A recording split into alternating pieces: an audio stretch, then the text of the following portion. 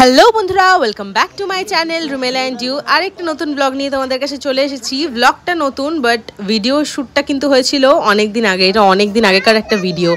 আমি গ্যালারি ফাঁকা করতে গিয়ে দেখলাম, ও বাবা, এই ভিডিওটা তো তোমাদের সাথে আমি শেয়ার করতেই ভুলে গেছি। তো দেখো, আমরা কিন্তু এসেছিলাম একটা বইয়ের দোকানে। সেখান থেকে হচ্ছে একটা বই কিনবো গিফটের জন্য, বার্থডে গিফটের জন্য, একটা ছোট্ট ছেলের জন্য। তো ব্যাপারটা হচ্ছে, আমরা যাচ্ছিলাম সুরৈতের একটা ক্লায়েন্টের ছেলের বার্থডের ইনভিটেশনে। তো বাচ্চাটা খুব ভালোবাসে বই পড়তে আর খুব ভালো পড়াশোনায়, তাই জন্য সুরৈতের আমি ডিসাইড করলাম যে সত্যজিৎ রায়ের একটা গল্পের বই ওকে দেওয়া গেলে কেমন হয়। তো যেমন ভাবা তেমন কাজ, সুরৈত কিন্তু এখানে চলে এসেছিলো। বইটা হচ্ছে কিনে র্যাপ করিয়ে তারপরে নাম ঠাম সব লিখিয়ে এবারে আমরা চললাম। ইন্দাতেই ছিল ইনভিটেশনটা। তো দেখো, এই জায়গাটা দেখলেই তোমরা বুঝতে পারছো যে বার্থডেতে যেমন হয় আর কি, চারিদিকে সাজানো। আমরা ঢুকতে না ঢুকতেই দেখলাম যে কেক অলরেডি কাটা কমপ্লিট, কারণ আমাদের একটু লেট হয়ে গেছিলো সেই কারণে।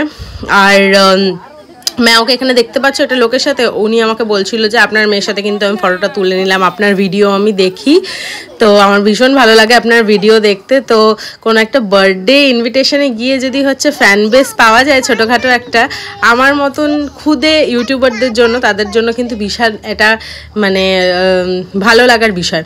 তো দেখো, তারপরে আমরা খেতে বসে পড়েছিলাম ঝটাপট, কারণ আমরা অনেকটাই রাত্রেবেলার দিকেই করে গেছিলাম। সুরজিতের অফিস থেকে ফিরতে ফিরতে অনেক লেট হয়ে গেছিলো সেই কারণে। তো দেখো, তারপরে আমরা খেতে বসে পড়েছিলাম। আর খাবারে কি কি ছিল সব কিছু তোমাদের সাথে দেখিয়ে দেব।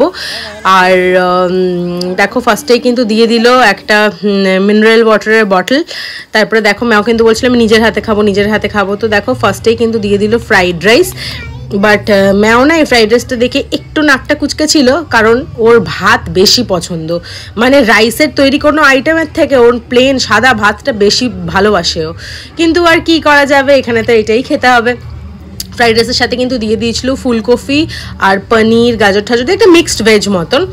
তো তারপরে সেটা আমরা খাওয়া শুরু করেছিলাম, আর ধীরে সুস্থে খাচ্ছিলাম। আমার ম্যাও বলছিল ভাত খাবো ভাত খাবো, তাও ওরা চেষ্টা করেছিল যদি ভাত অ্যারেঞ্জ করা যায়, বাট মানে অনুষ্ঠান বাড়িতে তো প্লেন ভাত অনেক জায়গায় করে না, তো সেই জন্য আর কিছু করার নেই, ও ফ্রাইড রাইসটাই খেয়েছিল ধীরে সুস্থে।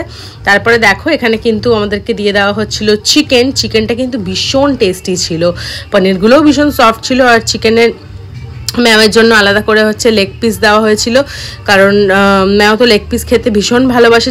চিকেনটাই ওর ভীষণ ফেভারিট, বাট চিকেনটা যেহেতু হালকা হালকা ঝাল ছিল তার জন্য কিন্তু ও মানে সেরমভাবে একটা করতে পারেনি। বাট হ্যাঁ, লেগ পিসটা দেওয়ার পরে বেশ মজা পেয়েছিল আর কি। তো তোমরা কারা কারা চিকেনের লেগ পিস ভালোবাসো গো, সেটা কিন্তু অবশ্যই আমাকে কমেন্টে জানিও। আমিও ইনফ্যাক্ট লেগ পিস ভীষণ ভালোবাসি। চিকেনটা দিয়ে ভাত মানে ফ্রাইড রাইসটা খাওয়ার পরে দেখো চলে এসেছিলো কিন্তু আমের চাটনি, কাজু কিশমিশ এই সমস্ত কিছু দিয়ে। তারপরে চলে এসেছিলো রসগোল্লা, আর তারপরে সবশেষে চলে এসেছিলো আইসক্রিম।